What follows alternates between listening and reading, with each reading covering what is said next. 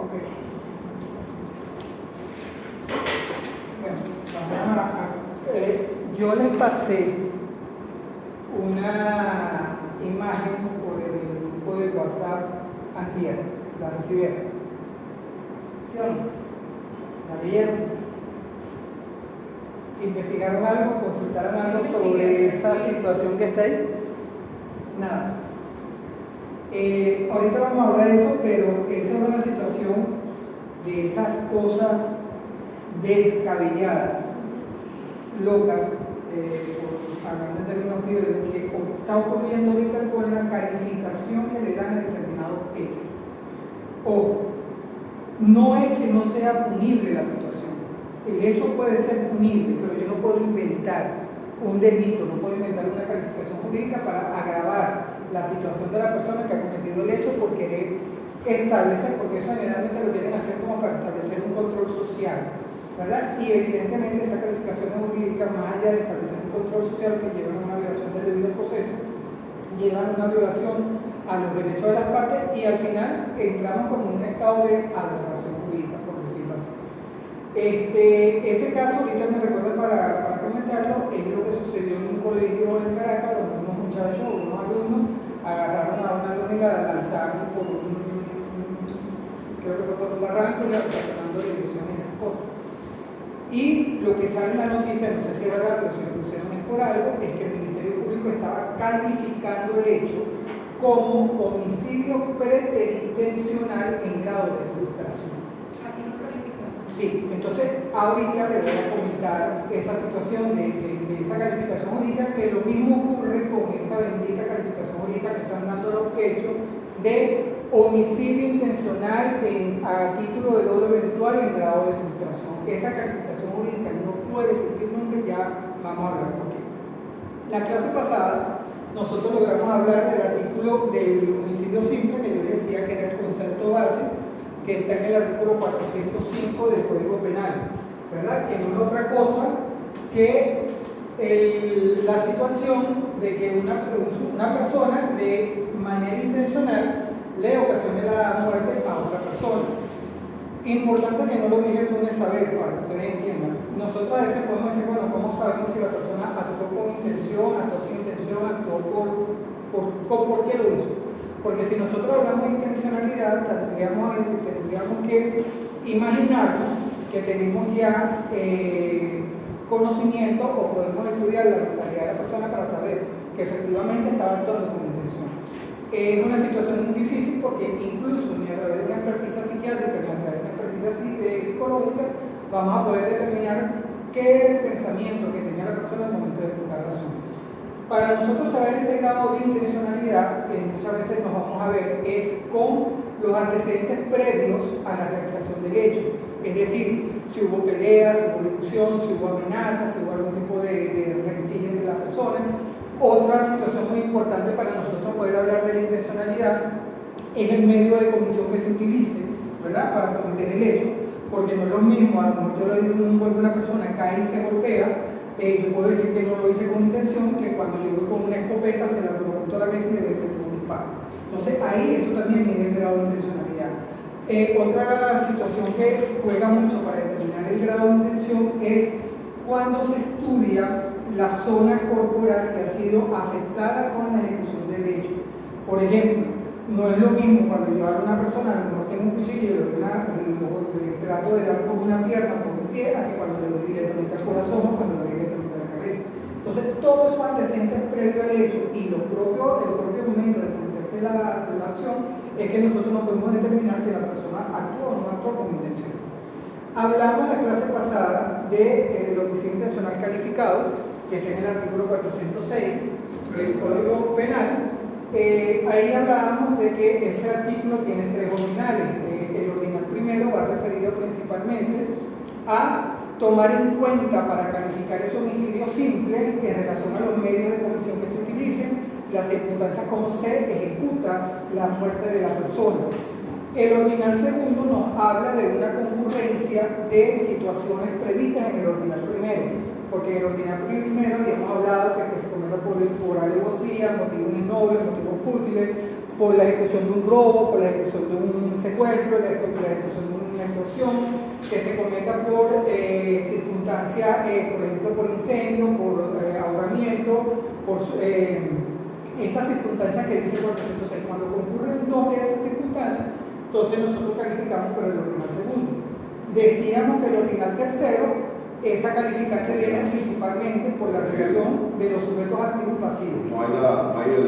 No importa el medio de comisión. Ahí lo que yo tengo que evaluar es la condición del sujeto activo y la condición del sujeto pasivo. En uno tiene que ser el presidente de la República en ejercicio de sus funciones, y en el otro tiene que ser una relación de parentesco cuando el padre a hijo que le quita ejecuta la acción.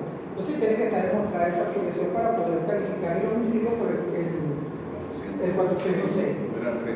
El ordinal. También les decía que aquí hablábamos también en ese momento de que hay que tener presente cuando estamos frente a una violencia femicida y cuando estamos frente a una violencia homicida, para poder establecer si se trata de un homicidio o si se trata de un feminicidio. Porque estamos claros que la corriente actual con esa calificación jurídica loca es que ahorita cualquier muerte que ocasione un hombre o una mujer lo quiere llevar al grado de femicidio cuando hay circunstancias que no se dan para establecer el femicidio.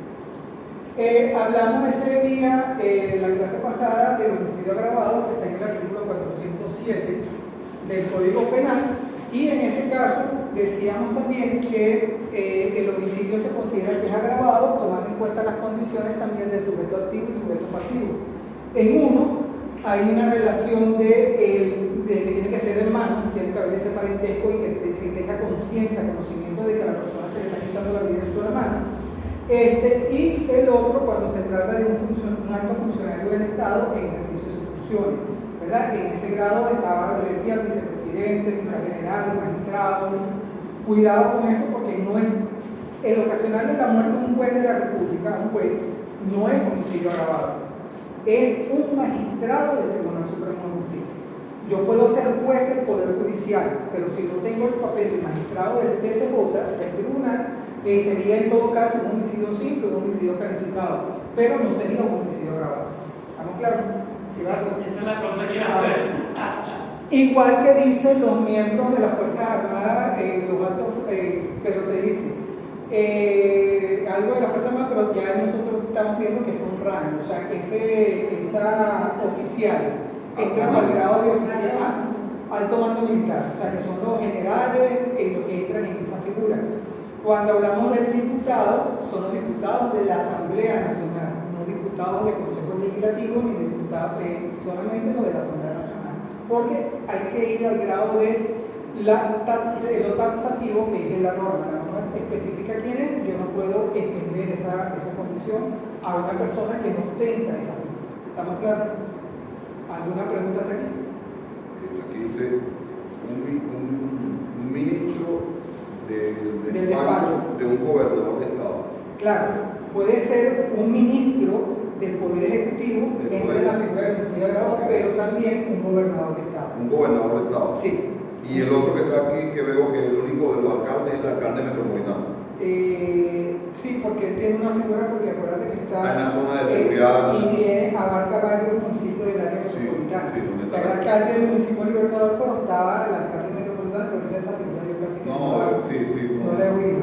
¿Y policía o de algún otro funcionario público?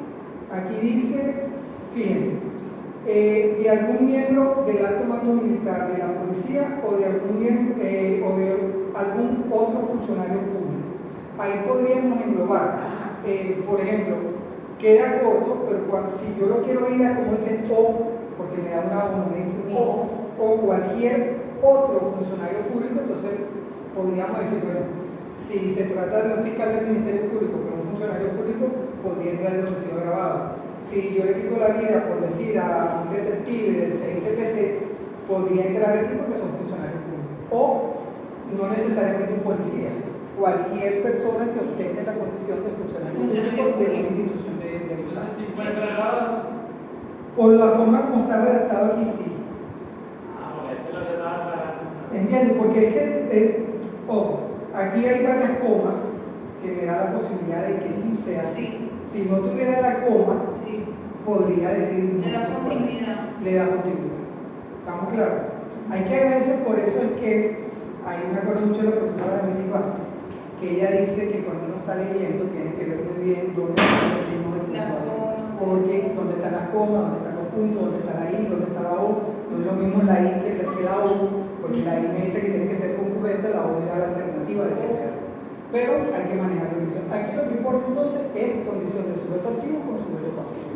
No me importa el medio de condición, no me importa la forma como que se ejecute el hecho, sino que si se da la condición entre sujeto activo y pasivo, me voy por el enunciado grabado del artículo 407. ¿Estamos claros? Los medios nada más importan en el signo. En el calificado. Ordenar primero el calificado. Ojo, también va a tomarse en cuenta cuando veamos el homicidio preterintencional que está en el artículo 410. Este homicidio preterintencional, hay que tener cuidado aquí.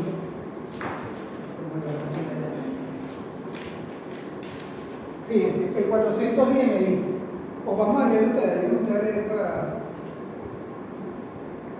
Ojo, recuerden. 410. Recuerden una cosa, hablo rápido, no me doy cuenta. Detengan ustedes, pregunten cuando estoy hablando algo que no entienden, me dicen, profesor, no entendí, puede repetir, pónganme un ejemplo de lo que a ustedes se les venga a la mente. No me dejen hablar solo. 410. Artículo 410.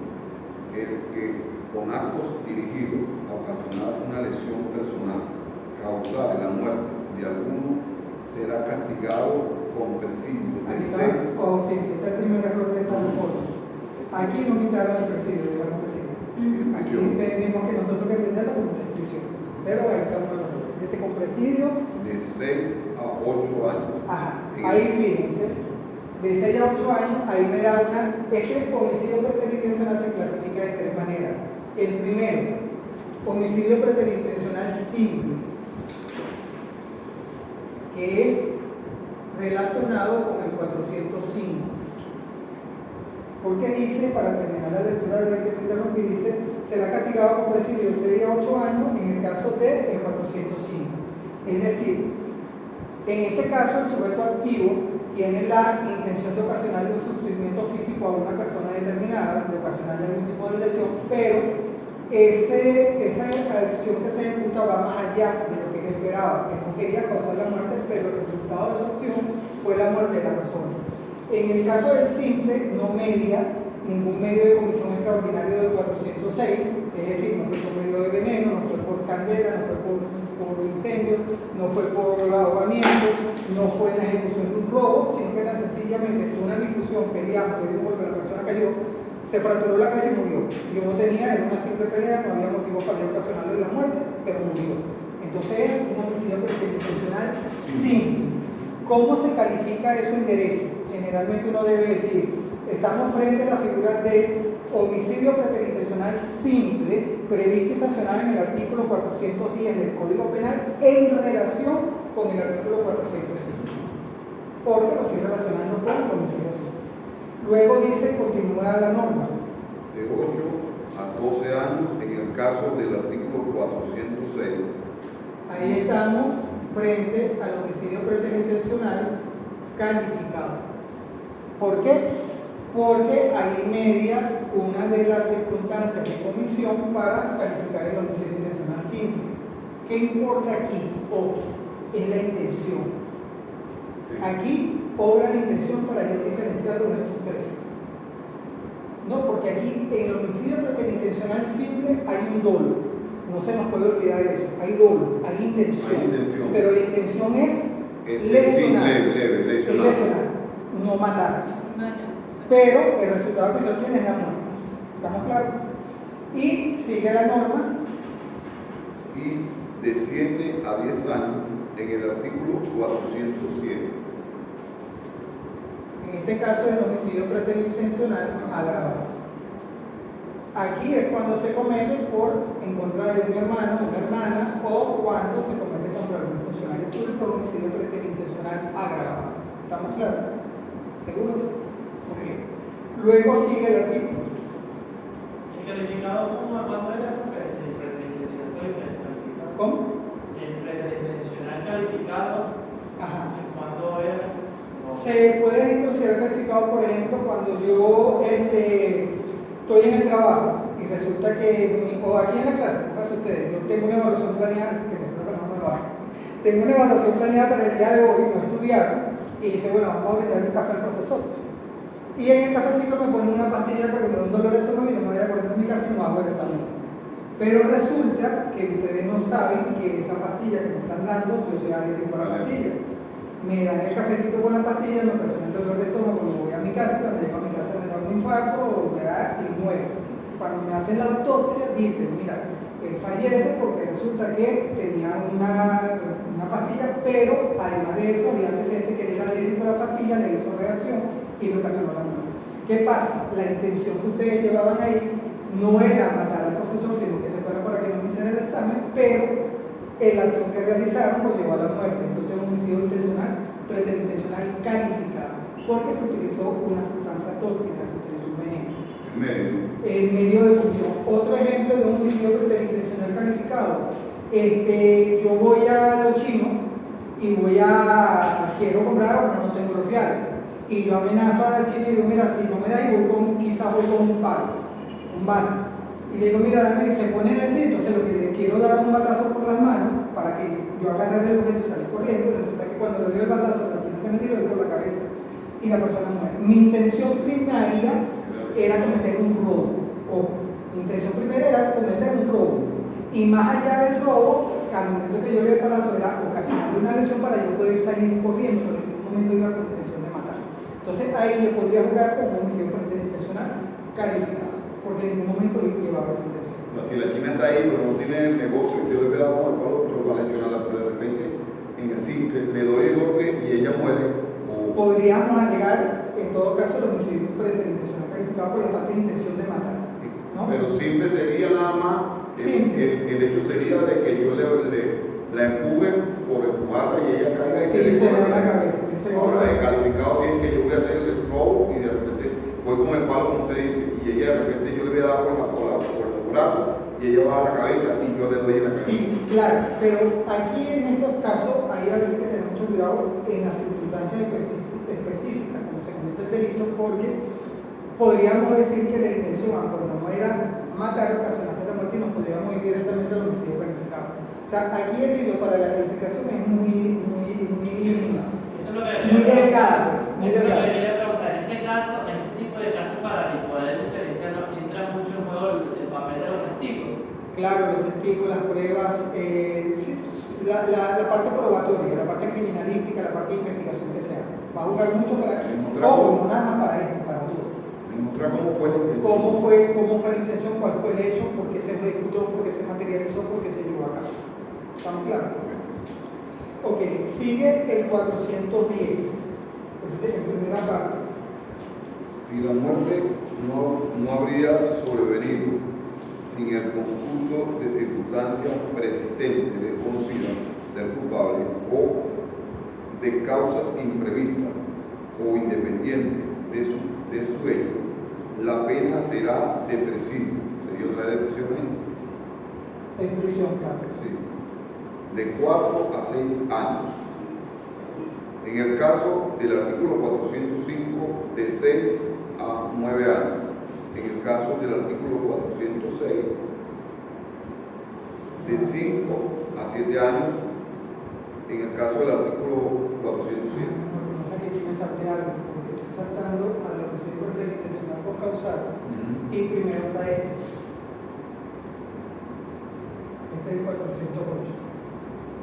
Para poder entender cuál es la concausa. Okay. Vamos a leer el 408 y nos regresamos. Disculpen que fue que nos empezó. 408.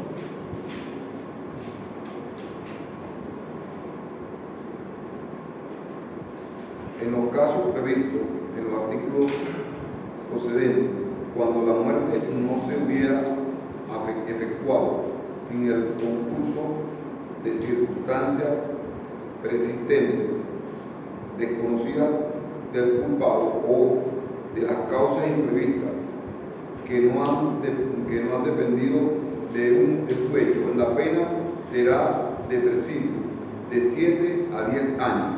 En el caso del artículo 405, de 10 a 15 años.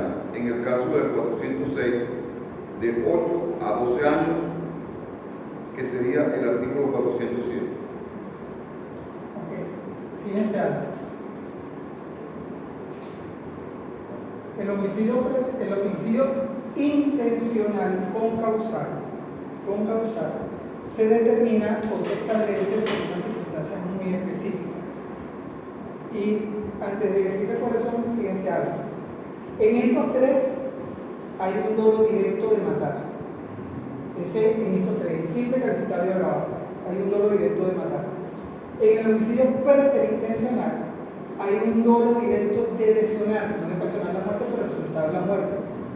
Y en el homicidio con causal hay un dolo directo de matar, pero la muerte no se da por la acción que yo realicé, sino por una circunstancia que yo desconocía que estaba presente en la víctima, o por algún hecho fortuito que yo tampoco lo planifiqué o lo preví. Fíjense que en los tres casos la intención es diferente, el dolo es diferente. ¿Me entienden ahí? Con causal. Yo voy a tratar de matar a la persona, pero por ejemplo le voy a clavar un cuchillo, pero la persona resulta que no muere por el tratamiento, sino no muere, por ejemplo, por un infarto que le dé por el susto. Pero es que no tiene la intención de matarlo. O sea, causó el daño, pero tenía una No, circunstancia. con causal es Claro, con causal. Lo que pasa es que la muerte no se materializa por la acción que yo realizo, sino por otras O sea, le circunstancias. doy veneno, pero no muere por eso. Lo que estoy diciendo es lo que yo traté de matar con un cuchillo. Por ejemplo, el caso que él da se asemeja.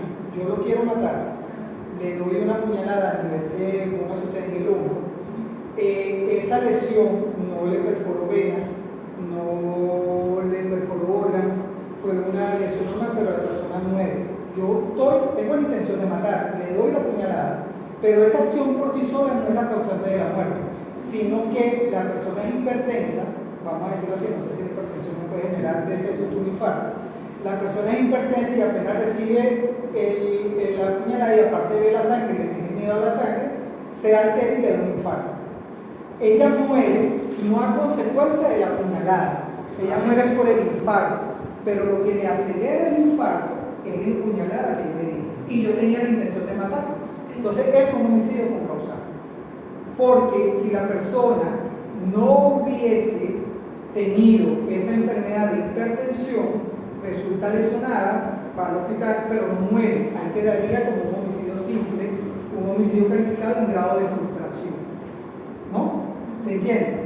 Otro ejemplo que es el que uno más pone para que se pueda entender.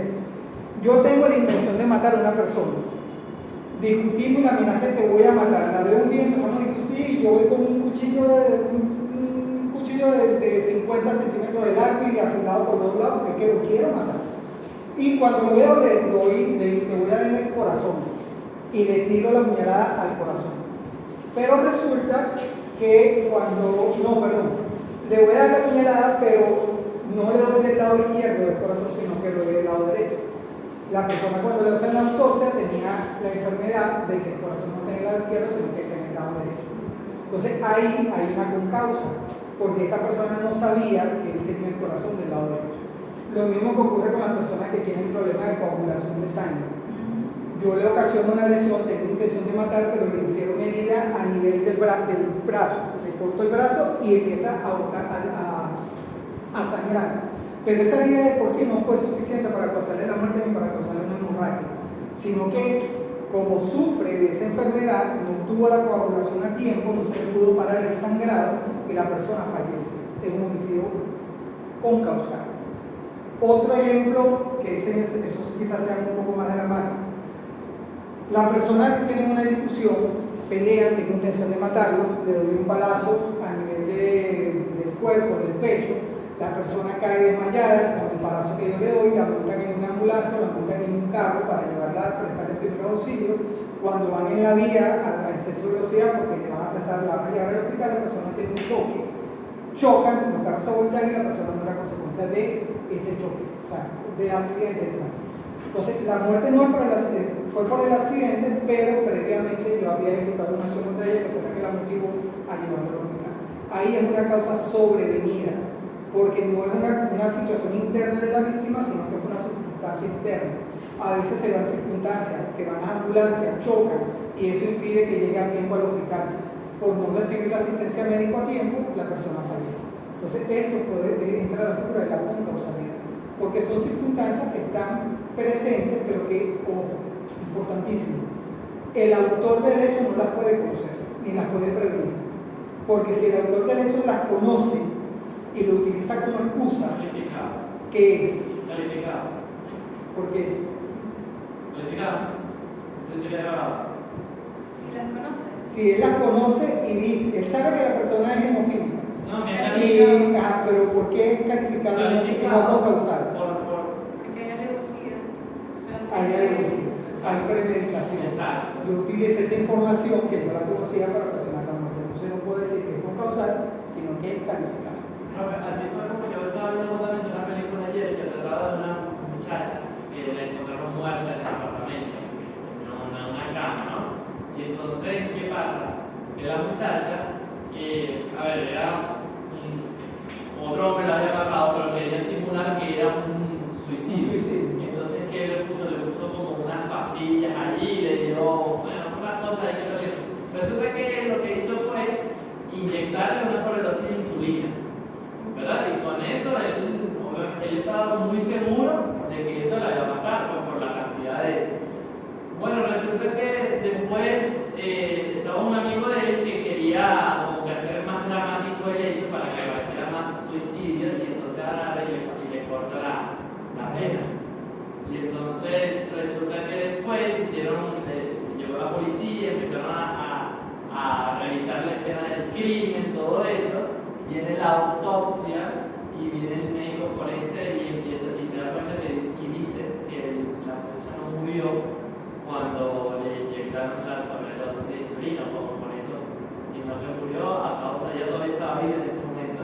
Y entonces ahora estaba metido en problemas el otro tipo que le ¿Qué fue el que la cortó? en ese caso, bueno, otro desastre más. Claro, es otro desastre porque, fíjense, lo que pasa es que esto no entra en la parte de la materia, pero es importante que ustedes lo sepan.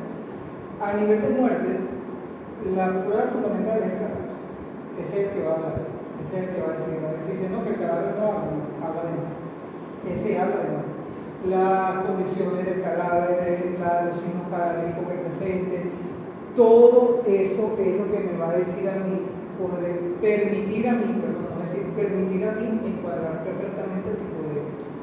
En la parte de suicidio juega mucho un papel, porque a veces piensan, no, que se suicidó, sí, porque se tomó una pastilla.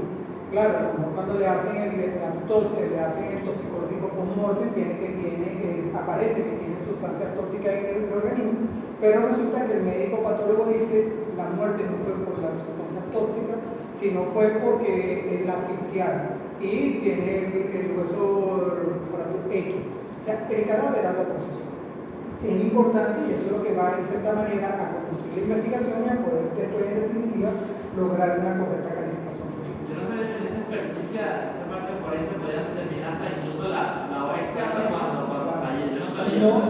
No tan exacta, pero sí una bastante aproximación por los signos cadavéricos. Claro. Los signos cadavéricos te van a decir una hora aproximada de la muerte, que también juega para establecer si la persona fue la que la mató o no la mató. Incluso lo que yo les decía cuando estamos frente al delito imposible. Yo lo quise matar, fui, le disparé, tal, pero resulta que cuando hacen la autopsia le dicen que la persona cuando recibió el disparo ya tenía 3 horas que había fallecido. Entonces, bueno, yo maté a un muerto, no es delito. ¿Estamos claros? Exacto. Entonces eso juega mucho. Estamos claros hasta aquí con el causal. La concausalidad, como les digo, pueden ser concausales preexistentes. Las preexistentes son las que están dentro de la víctima. Una enfermedad, una patología, cualquier circunstancia que está dentro de la víctima y lo tiene que desconocer el sujeto pasivo. La sobrevenida o fortuita son estas, por ejemplo, que le dije, el accidente de tránsito, el que llega al hospital y no hay médico y no le prestan asistencia a tiempo y la persona por no recibir asistencia médica fallece. Todas esas son circunstancias concausales sobrevenidas. Entonces, es un homicidio intencional porque siempre la intención fue matar, pero la acción que yo ejecuté no era suficiente para ocasionar la muerte, ¿no? Y entonces tenemos en la primera parte del 410 el preterintencional concausal, aquí es más dramático. yo no tengo la intención de matar. La persona fallece, pero no fallece por la acción que yo realicé, sino por una causal, una concausal. En el caso, la persona, yo le doy un golpe, estamos discutiendo, le doy un golpe, la persona cae, se golpea la cabeza, a consecuencia del golpe de la cabeza tiene una pequeña hemorragia, la vamos a llevar al hospital. Cuando voy a ir al hospital, o llegamos al hospital y resulta que no hay un rayo X, no hay un traumatólogo, no hay nadie que la atiende, y en ese tiempo que se pierde, la persona empieza a desangrar. Entonces, cuando se le hace la autopsia, dice: mire, ella recibió un golpe a nivel de la cabeza, pero por si ese golpe no le quitaba la vida, si hubiese recibido asistencia médica a tiempo, la persona se salva. Entonces, ahí hay una preterintencionalidad concausal, una concausal sobrevenida que fue la falta de asistencia médica a tiempo. Y en ese caso, ¿quién se responsabiliza en ese caso? No, en principio va a responder el que le ocasionó el golpe, que originó, porque a lo mejor si uno la golpeó, no la llevan al hospital. Es una responsabilidad Pero, legal. si después quiero buscar una responsabilidad más allá, bueno, si el médico forense dice: mira, la persona no recibió asistencia médica, ya queda parte de los familiares decir: bueno, aquí también hubo parte del Estado, porque el Estado no le prestó la asistencia médica, ya sería una acción diferente contra esos entes. Pero en el caso de que nosotros estamos hablando del derribamiento del homicidio, en principio responde el autor del golpe. Por eso el principio interinstitucional concausal, pero no me impide a mí, como víctima indirecta, tratar de intentar una acción por indemnización por el daño que se ocasionó por no haber asistido la asistencia a tiempo. Para aclarar, si yo conozco de las circunstancias, ¿es preterintencional concausal agravada o es agravada una calificada nada más? Sería calificado. Únicamente. Claro, porque tú conoces. Y para el concausal yo no puedo conocer esa concausalidad. Si yo la conozco y la utilizo, estoy premeditando el hecho. Exacto. ¿No? Estamos claros. Otra de las cosas que me ahora me acabo de acordar también, que otra de las cosas que evalúan también, como estaba diciendo, ¿no? El ejemplo de si le da el golpe al chino, dependiendo también la posición como le da, ¿no? Porque por lo menos en el caso de la película de ayer, entonces después estaban evaluando sobre el tema del suicidio, pero decía que la posición es como se había dado, no era como algo natural. Claro, porque decía que era por el tipo de vida. Porque también va, o sea, una persona que se va a suicidar, ahí va a jugar mucho, y vuelvo a la parte forense, ahí va a jugar mucho que el médico forense establezca profundidad de la herida, la forma como se ocasionó la herida, a ver si la persona era diestra o no para la herida como se la ocasionó, va a jugar muchísimo. Igual que cuando pasan los homicidios con disparo, ¿no? De repente se suicidó y el cuerpo está aquí, todo está aquí y el arma está por allá. O sea, entonces hay que hacer un estudio para ver si la caída permitió que el arma saliera disparado o no. Eso va a jugar muchísimo las huellas que deje, pero ya eso es criminal. Y eso se puede extender durante un límite, me imagino que debe tener un límite de tiempo, porque eso es estudio. Claro, lo que pasa es que Es muy difícil. realmente aquí en Venezuela nosotros es muy difícil, no, pero porque no hay cultura de investigación. El grave problema de Venezuela es la falta de cultura de investigación en los funcionarios de investigación. Ellos se conforman con lo primero que ven. Sí. Eso es lo primero que ven, eso es. Y ahí no se van a dependiendo quedar. Diferente en otros países donde tú ves que pasan hasta 10, 20 años investigando y te llegan y te determinan quién es el autor. Aquí, si hubiesen investigaciones serias, fuera buenísimo. Pero lamentablemente no hay esa cultura. No tenemos esa cultura de Y ha sido así, y eso ha sido así todo. Siempre. Fíjense que aquí no tiene nada que ver con este tema, pero hoy estaba yo en un juicio y yo le dije a la fiscal, me voy a ir de sarcástico y espero que no me dejen la pregunta. Y se me queda viendo y me dice: usted siempre, doctor, no, porque aquí hay que empezar a poner las cosas como son. Hay una experticia psicológica que se hacen a dos víctimas, una de 20 y una de 38 años. Pero cuando usted lee la experticia, un resultado, cuando lee la segunda es lo mismo, no cambió nada, ni coma, ni punto, ni nada, lo mismo. Entonces yo le digo, tú estás viendo esto, o sea, el mismo resultado, como una impresión diagnóstica de un psicólogo me va a dar lo mismo en dos personas diferentes. Piensa igual, actúan igual. Todo. Entonces yo le pregunto, yo cuando me voy a ser sarcástico, yo le pregunto a la psicóloga, yo le pregunto a la... quiero que usted me diga si las personas que usted habló eran gemelas o morochas. Sí, está muy bien. ¿No? Incluso siendo gemelas y morochas, el resultado no puede ser igual. Tampoco, porque cada Pero quien bueno, piensa diferente. el sarcasmo mío iba por ahí y me dicen no. Y le digo, ¿qué edad tenía una? 20 y la otra 38. ¿Me puede explicar por qué el resultado es el mismo? Exacto. ¿Por qué es el mismo resultado idéntico? ¿Eso lo puede arrogar? No, entonces no, sí, porque yo lo que estoy es definiendo. O sea, tú no me estás porque te pones esa experticia para tener crédito. Así pasa con cualquiera. Usted va a hacer un reconocimiento de un arma, hace una necesidad que uno dice, bueno, pero ¿para qué lo hace? O sea, ¿para qué lo hace? Hay que tener sentido de investigación, porque eso es aclarar, aportar información al jugador para tomar una decisión acorde. Si yo no hago esa investigación como tal, pues estoy llevando un sistema al fracaso, que es lo que está ocurriendo. ¿Tiene validez legal esa? Eso ya queda de valorarlo el juez, pero para eso están las preguntas que uno hace, para que el juez diga, bueno, mira, realmente yo no lo puedo valorar, o si lo puedo valorar, o le quito valor, no le quito valor, o sea, ya eso depende del juez. Eso va a depender del juez, pero es lo que digo, no hay cultura de investigación. Sí, pero generalmente yo recuerdo que la mayoría de las muertes siempre la colocaban a usted en cuenta. Y aquí, ahorita lo que yo le digo en Venezuela, usted va ahorita a un tribunal y pide una estadística de los homicidios, usted no va a conseguir, yo creo que en menos de 10 años para acá, un caso donde haya un homicidio con causal, no hay. Una calificación jurídica de homicidio interintencional, no hay. Una por agravado, no hay. Por simple, no hay. Usted todo lo que va a conseguir es homicidio intencional calificado por alevosía y premeditación. Todas las calificaciones jurídicas son así.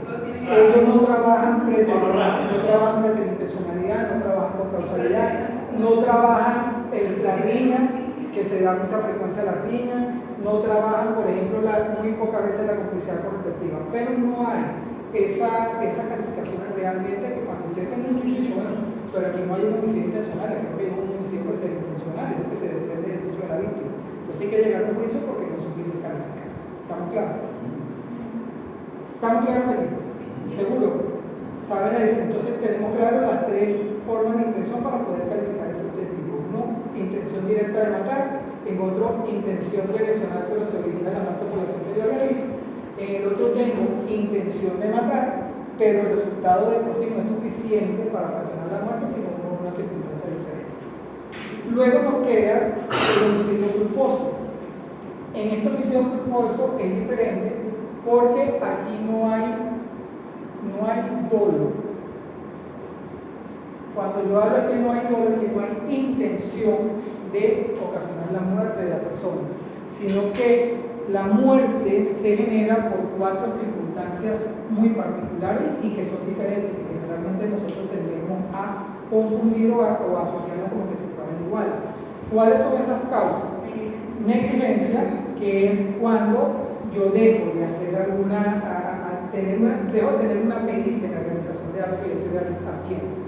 Imprudencia, ¿verdad? Cuando yo hago la acción sin tomar previsiones. Negligencia, impericia, la otra es la impericia y la imprudencia. Y el cuarto es por inobservancia de reglamentos, órdenes, decretos o leyes. Es una acción de no hacer. Yo debo observar, por ejemplo, ahí dice prohibido el paso, y ahí hay una señalización, hay una orden de que no pase, y la persona la obligó a pasar, cae en un precipicio y se mata. Eso podría ser un homicidio culposo en principio, porque si yo lo estoy haciendo con la intención de ocasionar la muerte, por más que se quiera disfrazar, estamos frente a un homicidio calificado. Aquí se califica mucho lo que son las negligencias, la mala praxis médica. Cuando usted ve por ahí, no, que hay una mala praxis médica, de enfermero, de cualquier profesión, estamos hablando de un homicidio o una lesión culposa, porque no hay la intención del hecho, sino que lo que puede haber es obrado la impericia, puede haber obrado la imprudencia, o puede haber sido negligente en la realización del hecho. La parte de tránsito generalmente se califica como homicidio culposo o lesión culposa, porque generalmente no accidente de tránsito no hay la intención de ocasionar el daño, sino que se genera por estas circunstancias imprudentes o estas circunstancias de negligencia. Hay casos, de hecho yo cuando estaba en mi época de estudiante, porque ya estaba en la fiscalía, yo trabajé un caso donde quisieron disfrazar un homicidio culposo, ¿verdad? Que la muerte de una persona, la quisieron llevar por un homicidio culposo, pero al final lo que había era un homicidio calificado. La persona premeditó, planificó la muerte, porque me acuerdo que en esa situación ellos habían tenido un problema como 2 meses antes, se habían amenazado, había esa rencilla, y el imputado, en ese caso en aquel tiempo se le llamaba indiciado, el indiciado empezó a estudiar como dónde estaba la víctima, dónde se la pasaba, y tal.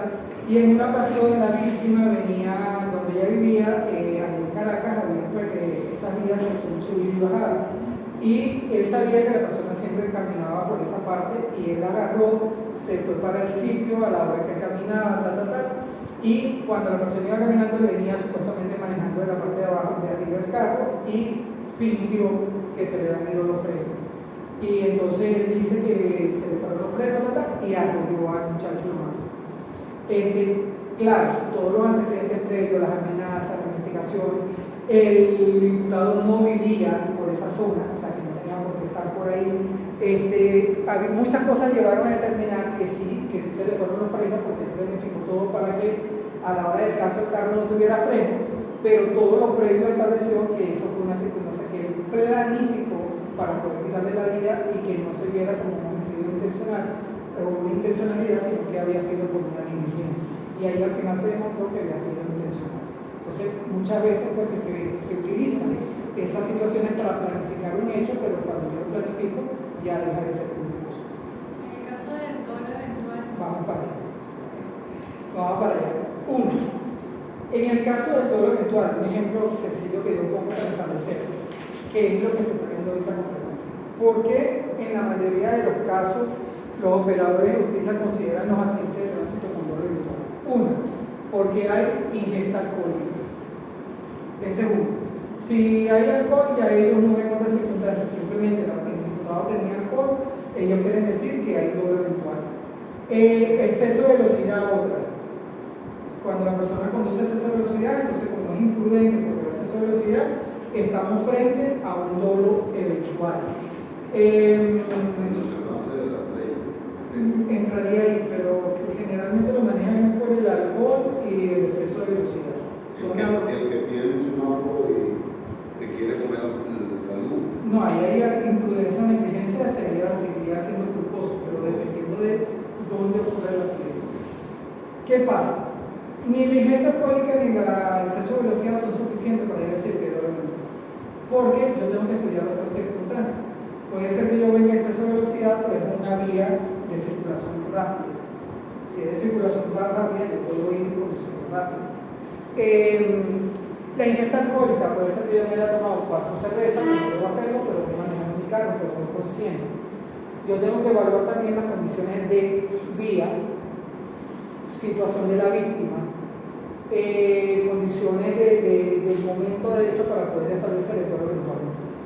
El dolo eventual es una figura que se puede presentar cuando yo, autor del hecho, estoy consciente que si yo estoy realizando una acción, puedo ocasionar un daño.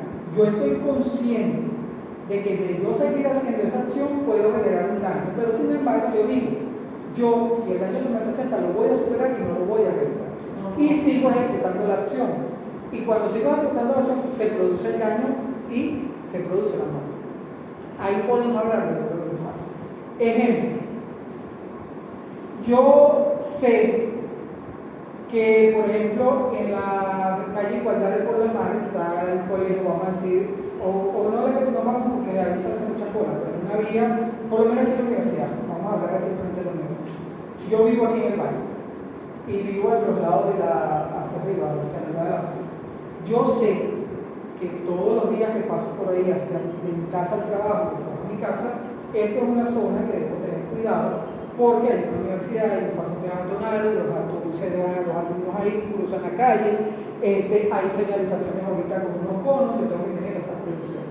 Pero un determinado día yo vengo de mi casa, salgo a exceso de velocidad, yo cuando me estoy acercando a la universidad, yo digo, aquí está la universidad, yo sé que si sigo esta velocidad puedo ocasionar un daño, pero no, veo la hora, no, son las 10, esta hora casi nadie está cruzando la calle, y sigo y le doy. Y en ese momento viene cruzando un estudiante y me dio. Ahí podríamos establecer que hay un dolo eventual. porque la circunstancia donde ocurrió el accidente, la forma como ocurrió el accidente, yo tenía que haber previsto ese daño para no seguir ejecutando la acción. Y a lo mejor yo no venía con ingesta alcohólica, pero sí venía exceso de velocidad. Eso me puede llevar al dolor eventual. Pero estos accidentes generalmente pasan en la avenida Juan Bautista Arismendi. Hay zonas de la Juan Bautista Arismendi que son oscuras, ocurren los accidentes de noche. Las personas vienen conduciendo más o menos rápido, pero de repente una víctima se atravesó, cruzó la vía y se le llevaron por medio. La persona a lo mejor ni siquiera viene a exceso de velocidad, viene a una velocidad moderada, no viene bajo la ingesta alcohólica, pero le quieren atribuir el dolor eventual porque se la llevó de la vía. Usted tiene que evaluar la condición de la víctima, la condición de la vía a la hora del accidente para establecer la figura del dolor eventual. O sea, aquí, para yo calificar un homicidio culposo como homicidio intencional a título de dolor eventual, tengo que tener muy precisada la circunstancia de comisión del hecho. Porque la diferencia del dolo a la acción culposa es mínima, es muy mínima, es muy delgada y es muy delicado de demostrar. ¿Estamos claros? ¿Seguro? Ahora, ¿qué pasa? Antes de seguir con esto, no sé qué va a estar. 4 y 10. Si quieren que yo diga solo ahora, es imposible. Hay una calificación jurídica que estamos utilizando mucho que se llama homicidio intencional a título de dolo eventual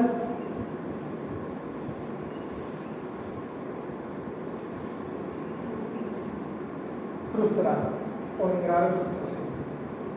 La persona viene, un accidente de tránsito, lo arrolló, le partió las piernas, la llevaron al hospital, la persona no fallece, tiene una lesión de carácter grave. El fiscal viene y lo presenta porque se resulta que el que lo arrolló tenía un grado de alcohol de 0.5, tenía alcohol en la sangre, pero el homicidio intencional a título de dolor eventual en grave frustración. Puede darse esa calificación jurídica. ¿Qué se requiere para yo poder hablar del grado de frustración? Por eso lo que se requiere para yo hablar del grado de frustración. ¿Qué tiene que haber? Tengo que tener intención de ocasionar un hecho, pero el resultado no se da por otras circunstancias que vayan a mi voluntad. Pero yo tenía la intención de, en homicidio intencional a título de dolo eventual, no hay intención de matar. Si no hay intención de matar, yo no puedo decir que hay un dolo eventual en grado de frustración. Porque que yo no tenía intención de hacer nada. Lo que se ocasionó fue por una imprudencia, una negligencia o una impericia. Ese título está mal. Frustrado e intencional. Igual, se califican lesiones personales intencionales a título de dolo eventual. No. Si la intención es lesionar, si la intención es ocasionar un sufrimiento físico, no puede haber dolo eventual porque yo tengo intención de lesionar. Pero si yo no tengo intención de lesionar y ocasiono una lesión porque la lesión es culposa, son lesiones culposas, no la puedo llevar una lesión al grado intencionalismo. Porque el dolo eventual obligatoriamente requiere que no haya esa intención. En grado de frustración no requiere esa intención. ¿Me están entendiendo? Entonces, cuando se ve esta calificación jurídica, homicidio intencional a título de dolo eventual en grado de frustración, eso está mal, imposible. Lesiones personales a título de dolo eventual, imposible. Porque o tenía intención de lesionar o no la tenía. Pero yo no puedo decir que me excedí o que por una circunstancia que preví no determiné la lesión. ¿En los culposos puede haber dolo eventual? Sí puede haber dolo eventual, pero cuando se causa la muerte de la persona, en la circunstancia que estoy diciendo. Por ejemplo, el accidente aquí a la puerta de la universidad podría ser el dolo eventual. Pero no puede ser dolo eventual en grado de frustración. ¿Me entienden? Vamos ahora, antes de quedar con esto, con lo que yo le pasé por WhatsApp. La calificación era homicidio preterintencional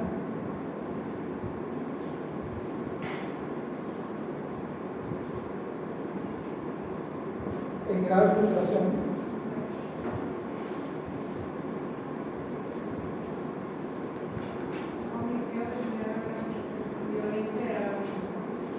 No, vamos a quedarnos con esto. Aquí es donde está. Esto es 410 en relación con el 88 y el 82 del Código. ¿Qué pasa aquí? Para la agresión y después ¿Cuál es la intención en el homicidio preterintencional? Causar un daño, pero no la muerte. Si yo quiero ocasionar un daño y no genero la muerte, ¿cómo puede haber frustración? No, ¿verdad? Porque yo no quiero matar, Como trabajo con mi mamá. parecido a lo que está pasando. Esto es imposible que sea. Porque si yo no tengo, si la muerte no se produce, es una lesión personal. Y si yo no tengo la intención de matar, sino de lesionar, es lesiones personales. No puedo hablar de homicidio preterintencional. ¿Cómo pueden hacer esos diagnósticos? no hablan de homicidio. Simplemente para lograr la privativa de libertad de alguna persona. Eso por eso es que lo inventan. Para definir, o sea, para definir. Para grabar la situación de la persona y poderla denunciar. Pero esto no puede existir. Porque para yo hablar de frustración, tengo que tener intención de. En este caso, no hay intención de matar. Que si la persona no fallece y yo no tengo la intención de matar, es una lesión personal. Una agresión verbal. No, una lesión, porque a lo mejor la persona la tiraron y salió lesionada, puede tener lesiones gravísimas. Yo vi este video. Ajá. Son unas niñas Unas niñas. de un colegio. No, ese es otro. Este otro. El de la niña es cuando la someten que le dan una cachetada, ese es otro. El que lleva la calificación jurídica es uno que la agarran, la ponen como en una acera y la lanzan como por un barranco. Y la persona se va rodando y queda Yo lesionada. creo que esta fue la que usted pasó, la de que informó sobre la manipulación de los adolescentes Sí. en la agresión grabada, que fue una compañera de Que la lanzaron por Claro, pero después de ese viene el video donde cachetean a la muchacha, la someten y la niñita la tienen toda sometida. Pero no, en este caso es una que lanzaron por un barranco. Entonces ahí no puede haber esa calificación de ninguna manera, porque no hay intención. Puede haber un homicidio preterintencional en la frustración. ¿Estamos claros? No sé si seguir para terminar con la parte de homicidios y la otra clase dedicarnos a las lesiones o algo para avanzar. Rapidito, o sea, voy a tratar de explicarlo lo más rápido posible. Si no entienden, usted me dice que me pare, si no está el material ahí y, ojo, de verdad que vamos a tratar de ayudarnos nosotros con las clases. Si ustedes están en su casa revisando, leyendo y hay algo que no entiendan, no esperen la próxima clase por el grupo, lo pueden plantear y establecer un debate por el grupo en la medida de lo posible, para poder aprovechar el tiempo. Fíjense, las disposiciones comunes, cuando hablamos de disposiciones comunes en el Código Penal, estas disposiciones comunes es para el homicidio y para el delito de lesiones personales. Es decir, aplica para los dos tipos penales, para el del homicidio y para las lesiones personales. Uno de ellos lo vamos a conseguir, creo que en el 422, que tiene que ver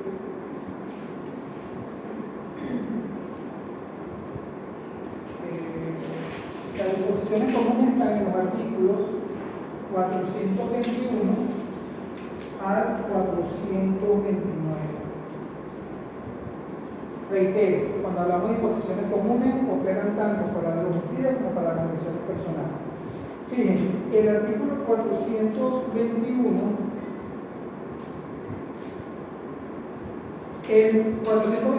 está derogado, está anulado por una sentencia ni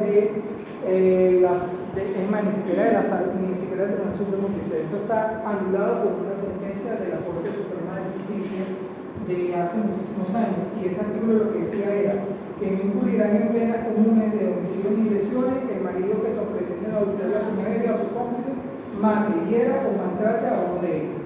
Entonces este artículo fue derogado porque había un trato desigual hacia la persona. Entonces la Corte Suprema de Justicia derogó ese artículo, pero fíjense el error legislativo. Ese artículo está derogado desde hace muchísimos años, y hubo la reforma del código y en vez de ponerle derogado, lo volvieron a copiar. Pareciera que lo hubiesen vuelto a poner en vigencia. El 422 dice: los tribunales estimarán como motivo de atenuación. Cuando hablamos de atenuación, ¿qué? Ahí está la palabra. Disminuir la pena. Disminuir la pena. Atenúa, disminuye. Agrava, aumenta. Entonces, el 422 lo pueden anotar ahí, es un atenuante, que está para los delitos de homicidio y lesiones. En los juicios por muerte de por lesiones corporales, el haberla causado los hechos en duelo regular. Aquí hay una discusión porque dicen que esto también está derogado, que es el duelo. Este duelo que está aquí, que es el 422, no es otra cosa que cuando ustedes veían películas, o se ven películas de hace muchísimos siglos, que había dos personas que se comunicaban un duelo, iban en igualdad de condiciones, buscaban el testigo, buscaban las armas, daban tantos pasos, disparaban por situaciones de honor. Eso es una circunstancia que está prevista en el código como circunstancia atenuante, se sanciona el duelo regular. El regular es el que se hace en las condiciones normales de un duelo. Y sanciona o establece esa norma el duelo irregular es cuando una de las personas que está en la contienda toma ventaja sobre la otra. Entonces ahí se considera como un duelo irregular. Reitero, hay posiciones que dicen que esa norma está derogada porque no se ajusta también a las posiciones que estamos en la actualidad. Luego tenemos el artículo 422 en el segundo aparte, que habla de los homicidios en riña o las lesiones en riña. 422, segunda parte. Fíjense, dice: en caso de homicidio cometido en riña cuerpo a cuerpo, si el herido este efecto hubiera provocado y aunque el heridor o matador lo hubiera aceptado o continuado, a pesar de haber podido coartarla o de haber podido abstenerse de reunir sin grave riesgo, se tendrá en cuenta aquella circunstancia y se aplicará la pena correspondiente con la atenuación prevista en la primera parte de este artículo. Es decir, el homicidio riña cuerpo a cuerpo es un atenuante y se da cuando hay una pelea, por decir, una contienda entre dos personas, y en esa contienda de dos personas una resulta muerta o una resulta herida. Si se determina que los dos riñeros, que los dos se golpearon, que los dos estaban dándose el golpe, estamos frente a la demanda del artículo 422, segunda parte del Código Penal. Pero en este caso, la segunda parte es cuerpo a cuerpo, dos personas nada más las que están discutiendo, porque la otra es la riña tumultuaria. ¿Cuál? Tumultuaria. La tumultuaria es cuando un grupo de personas agreden a otra persona. Fíjense, en estos casos, si el lance se ha originado por alguna de las partes ofendidas,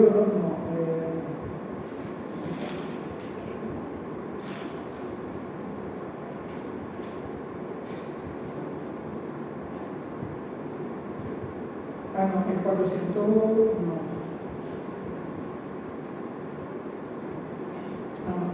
La tumultuaria es el 425, perdón. La riña tumultuaria es el 425 que dice: sin perjuicio de los dispuestos en el artículo anterior de las mayores penas que consideran por los hechos individualmente cometidos, cuando en una refriega entre varias personas resulte alguien muerto o alguna lesión personal, todos los que agredieron al herido serán castigados con las penas correspondientes al delito cometido.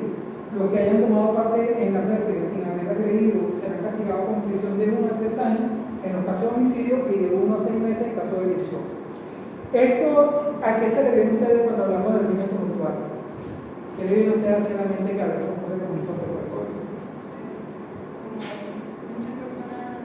Ajá, pero ¿cuándo se da eso? Porque pasa mucho en... Tumulto de fiesta, No, más allá. una pelea callejera, Una pelea callejera podría ser una riña tumultuaria. Todos se cayeron la piña y salió... En los estadios, eso pasa mucho. La pandilla. Pero había otro hecho más grave que a veces las personas llenas de ira agarran a lo que ocurre en los linchamientos.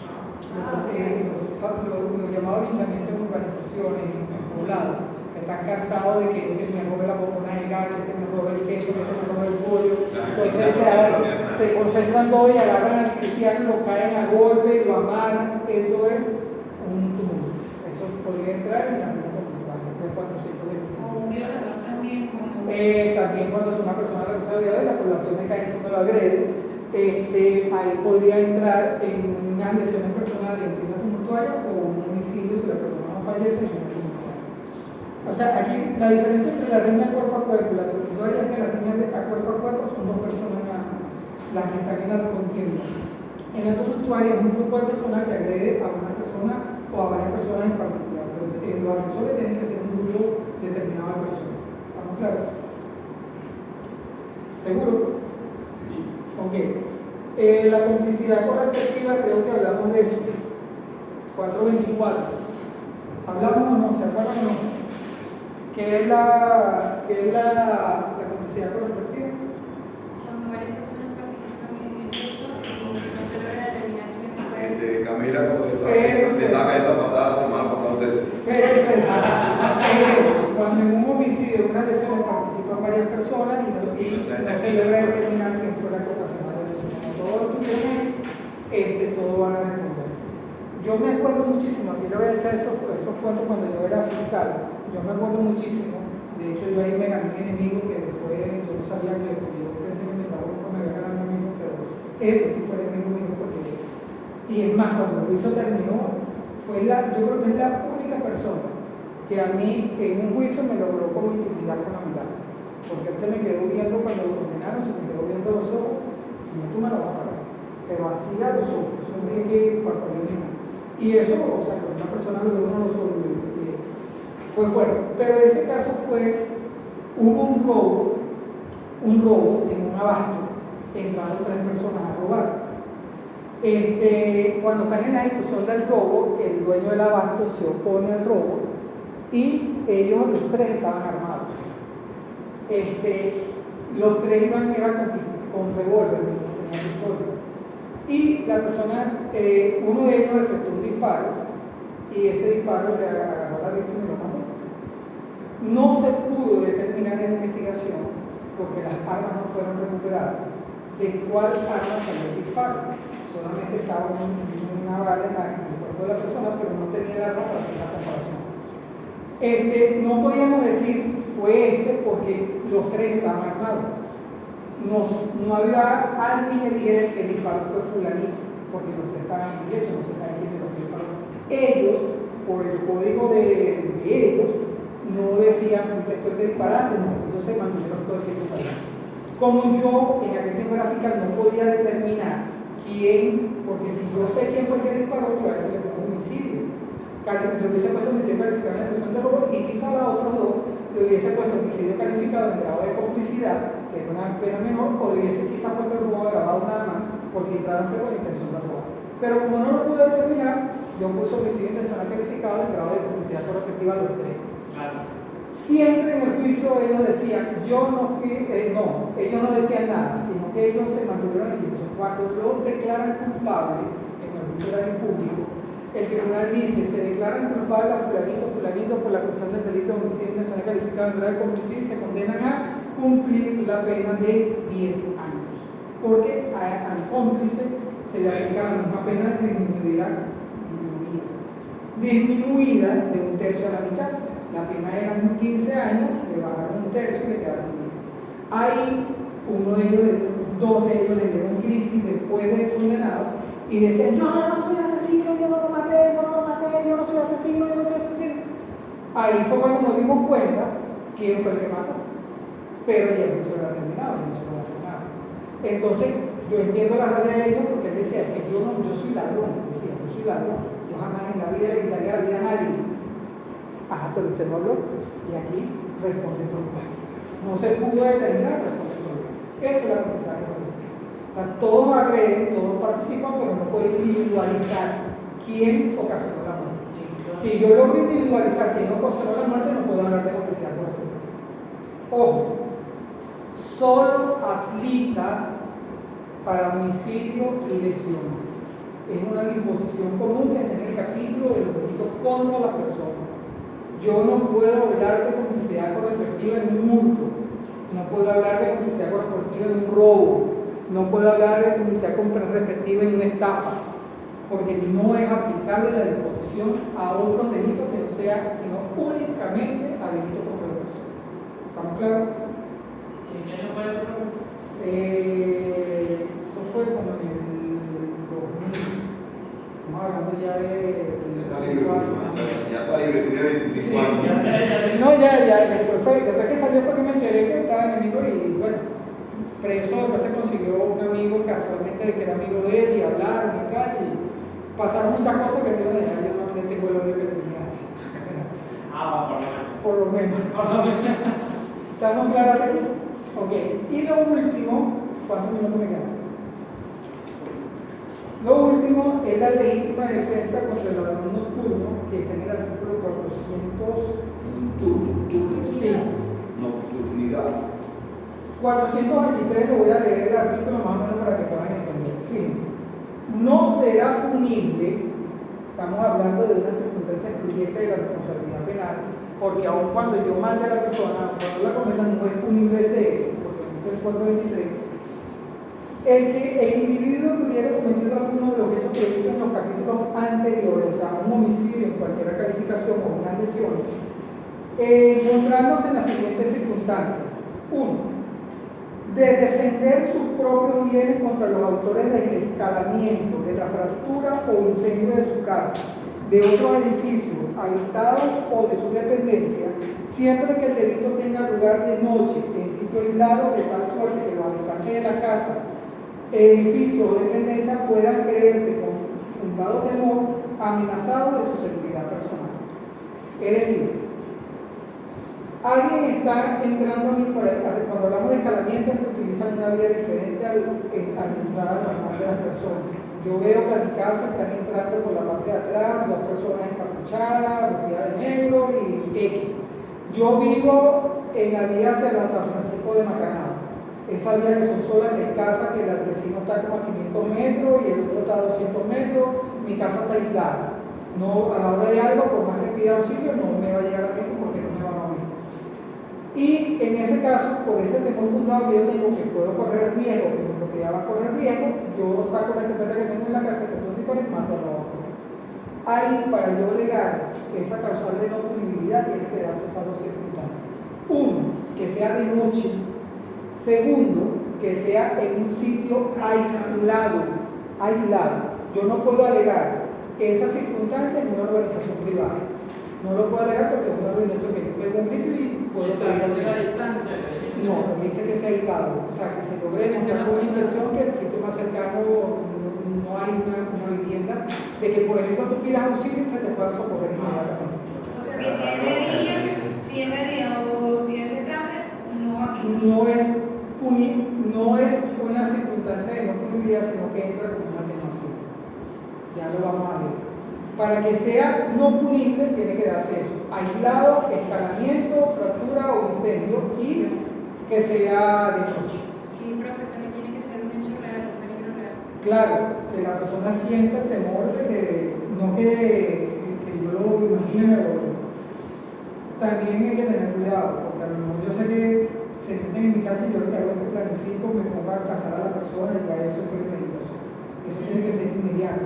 La reacción tiene que ser inmediata a ese peligro inminente que yo voy a correr. ¿Qué artículo es ese, profe? 423. Luego dice: cuando al repeler a los autores del escalamiento y la fractura del incendio de su casa, el edificio de dependencia no concurrieran las condiciones anteriores, la pena del delito cometido solo se disminuirá de 1/3 a la mitad y el presidio se convertirá en prisión. ¿Cuándo es una atenuante? Cuando, por ejemplo, es un sitio aislado, hay un escalamiento, pero es de tarde. Es de noche, pero no hay escalamiento. Podría ser un atenuante, ¿no? Entonces hay que tener claro, la primera parte es una causal de no punibilidad, la segunda parte es una causal de atenuación. ¿Estamos claros? ¿Qué me queda? Creo que con esto termino, ojo, no las personas, termino homicidio. ¿Estamos claros? Vamos, si quiere, vamos a... Si se grabó, dice...